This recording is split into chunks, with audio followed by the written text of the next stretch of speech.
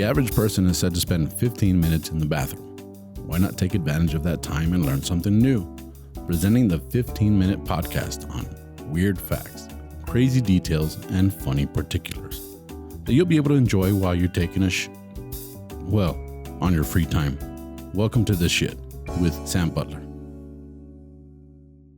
Welcome to another episode of The Shit Podcast. Thank you for joining me. It's finally spring.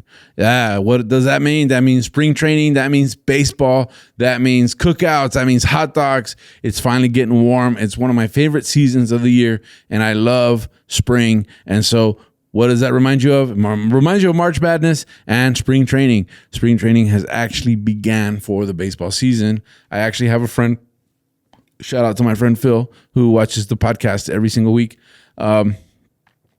Spring training is here. So I thought I'm going to do an episode about baseball. Weird facts. Not the weird facts that you might, not the regular facts that you might think of, like, Babe Ruth or whatever. There's some stuff about Babe Ruth, but I want to talk about some stuff. And it's also March. So let's talk about baseball. What is the fastest recorded speed of a baseball? Do you have any idea? Well, it turns out that it was 105.1 miles per hour. It's 105.1 miles per hour or 169.14 kilometers per hour for all my friends that do not live in the United States that are listening to this podcast. And the actual baseball player that threw the 105 mile an hour baseball was Aroldis Chapman from Cuba. He threw the record-breaker pitch on September 24th, 2010, while he was playing for the Cincinnati Reds against the San Diego Padres at Petco Park, San Diego, California. So that's pretty cool. I think it's amazing. 105 miles per hour. I can't imagine that. I can't fathom the speed that implies. And I can't imagine how much that would hurt to catch in your glove. But Aroldis Chapman from Cuba actually threw that 105.1 miles per hour. Actually, I think I saw a documentary somewhere where they said that Fidel Castro was a huge fan of baseball, and that was one of the reasons he would let Cubans migrate to the United States so that they can play baseball, because in his mind, they would represent Cuba. And of course, with 105.1 mile per hour baseball, they did. With that being said, who has the record for the most consecutive games? A lot of people think it's Lou Gehrig, but in actuality, it's Cal Ripken Jr. He holds the record for the most consecutive games. Actually, Cal Ripken holds another record, is that he is like part of the father-son duo, the first father-son duo in Major League Baseball. He actually played 2,632 games, and that is an unbeatable record because Lou Gehrig's record was 2,130 games. So he actually played 500 more games. Now, if you think about that, if you were to play baseball every single day of your life, you're talking about 8 years of your life. Consecutive. I mean, it's Saturdays, Sundays, Mondays. Consecutive. 8 years of somebody's life dedicated to baseball. And that was Cal Ripken Jr.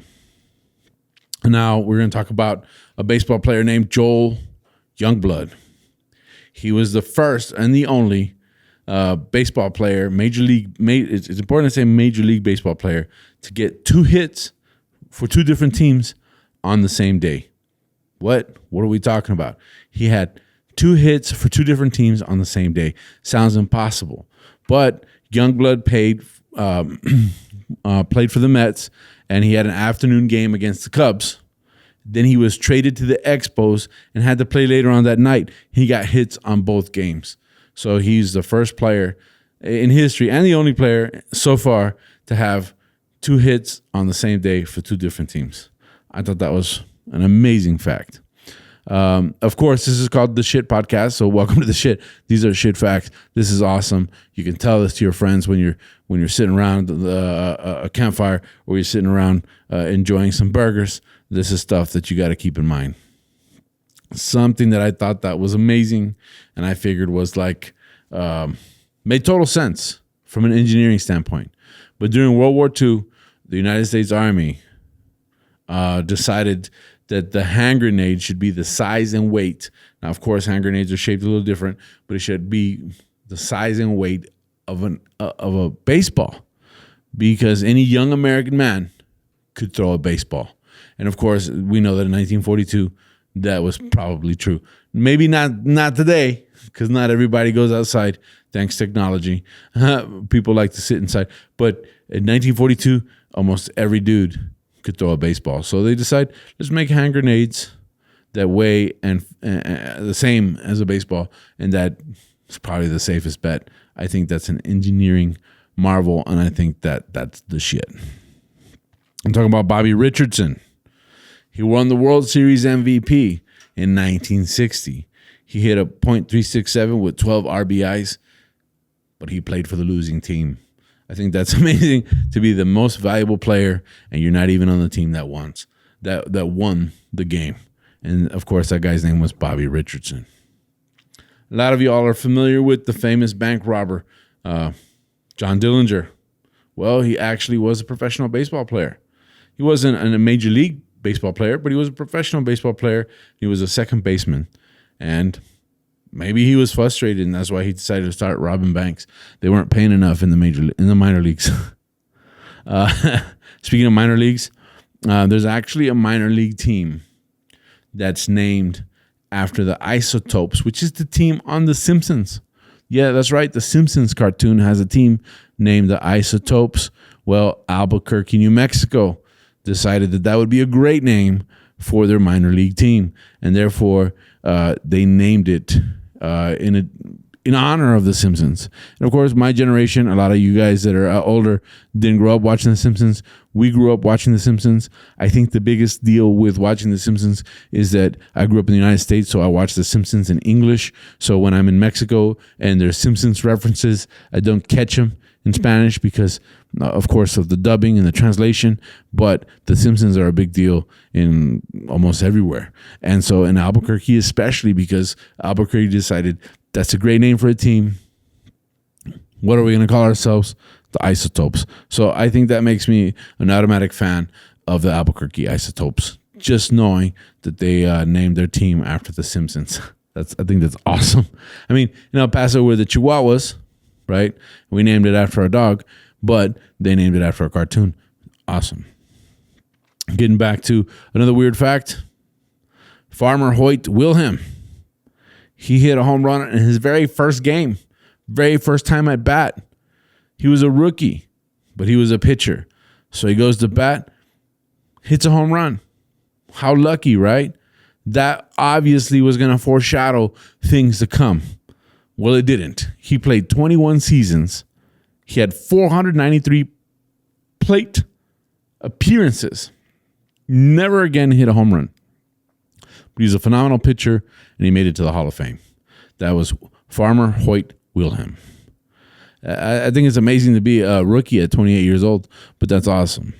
The pitcher Doc Ellis, in June 12th, 1970, threw a no-hitter. But he was under the influence of LSD, which makes you wonder, right? Did this enhance it? I don't know what he was thinking, what was going on, but under the influence of LSD, it was 1970. LSD was like drinking a beer today, but he admitted that he hit a no-hitter while under the influence. Now, I know that this particular fact, this next fact that I'm fixing to discuss, is of interest to my friend Phil Dieter because he's a Texas Rangers fan. And during the Texas Rangers Baltimore Orioles game in 1978, George Doc Medic, or Medich, I don't know how you would pronounce it, he actually had been a medical student in the University of Pittsburgh before becoming a professional baseball player. Well, he actually saved the life of a fan while he was having a heart attack. A fan was having a heart attack, and George Doc Medic goes into the stands, helps this guy, saves his life. I think that's amazing. That is the shit right there. Baseball player Johnny Bench could hold 7 baseballs in one hand. 7 baseballs in one hand. I can't fathom that. I'm considered to have big hands. I could probably hold 3, maybe if I tried. He could hold 7. I got interested. I mean, I don't know of what benefit that is or what that has to do with anything. I think that's a pretty crazy fact. But I started researching it, and it turns out that he had extra long fingers, and they were really strong, which I think is crazy. But he did it. Johnny Bench, 7 baseballs. Awesome. Now, let me see. Bill James, Sonny Jim, according to Bill James, Sonny Jim Bottomley requested a cow from his fans when they wanted to give him a retirement present. They said, "Hey, what do you want for retirement? What can we do for you? How can we help you out?" This was Sonny Jim Bottomley. And he says, "Hey, I'll take a cow." Right? Now, if you ask me what I want for retirement and I say I'll take a cow, I'm probably talking about Texas Roadhouse, and I'm probably talking about a porterhouse steak. No, he was actually talking about a live cow. And what did the fans do? They obliged him. And they named the cow Fielder's Choice, and they took it to his farm different times. Requested a cow. That's pretty wise request, I guess. Yeah. Another weird fact that I found that I thought was like pretty crazy is in 1999, New York Mets manager Bobby Valentine was ejected from a game. So he goes back to the clubhouse. What he did, he didn't like being ejected from the game. So what he did is he went back into the clubhouse, put on his regular clothes and a fake mustache, goes back into the dugout after being ejected, and he stays there. He ends up getting a $5,000 fine for coming back to the game. This is a fact that I don't know. I don't know. This was weird to me. This is like, I think this is right in line with the shit podcast, because I don't know how true this is. If you know that this is true or not true, let me know. You can send me messages on my YouTube channel or my Instagram or my Facebook, and we'll look into it. But many Major League Baseball players, including Moises Alou, George Posada, and Kerry Wood, have admitted that they pee on their own hands during the baseball season to toughen up their grip. So I don't know if this works or not, but I guess peeing on your hand makes your grip a lot stronger. I think that's pretty crazy. And of course, the last fact that I have for you guys today is pretty interesting. I mean, we are in the month of March, and this is the month where we recognize women, although women should be recognized every month. I want to make that clear. But this is Women's Month, the month of March. And I want to talk about Jackie Mitchell. She was a 17-year-old female pitcher for a Double-A Chattanooga Lookouts. She played the New York Yankees in an exhibition game. I didn't even know this was a thing. I didn't know that there was exhibition games with girls teams versus boys teams and Double-A versus Major League teams. But apparently there was in August 29th, 1913. Oh, that's her birthday. I got that mixed up. I'm trying to find the actual date. She was 17 years old, and she was playing an exhibition game against the New York Yankees. She actually strikes out Babe Ruth. You go, wow. She struck out the Bambino, a 17-year-old girl, pitcher. Not only did she strike him out, she struck out Lou Gehrig immediately after. Consecutively struck them both out. That's so amazing. Could you imagine the news at that time? A 17-year-old girl strikes out these two major league iconic baseball players, and you would think her career is like going through the roof right now because she was able to do this. Who does this? Who can do this? Grown men can't do this. A 17-year-old girl did this. Well, turns out it wasn't so good for her. A little bit about her. She was actually born in, like I said, May 29th, 1913 in Chattanooga, Tennessee. And when she learned how to walk, her father took her straight to the baseball diamond and taught her the basics of the game. So this is somebody that at 17 years old had 17 years of fandom, loved baseball, takes her to the game. Turns out Hall of Famer Dazzy Vance was her next door neighbor. He teaches her how to pitch, and he teaches her the drop ball, which apparently was something pretty cool, is how the ball breaks. She learns this pitch, becomes a pitcher, strikes these two guys out, these two legends out, and she attracts a lot of attention. She attracted the attention of Joe Ingo, the president and owner of the Chattanooga Lookouts, who was known for using publicity and stunts to draw crowds during the Great Depression. Seeing Mitchell as an opportunity to draw attention to the Lookouts, he signed her to the team in March 25th, 1931, and she appeared in her first professional game April 2nd, becoming the only and second woman to play organized baseball behind Lizzie Arlington, who pitched for the Reading Coal Heavers against the Allentown Peanuts in a minor league game in 1898. So after she strikes Ruth and Gehrig out, Commissioner Kennesaw Mountain Landis voided her contract, declared women were unfit to play baseball as the game was too strenuous. However, Mitchell continued to play professionally, barnstorming with the House of David, a men's team famous for their very long beards. While traveling with the House of David team, she would sometimes wear a fake beard for publicity. She retired in 1937 at the age of 23 after becoming furious since her story about playing baseball was being used as a sideshow. She was asked to pitch while riding a donkey.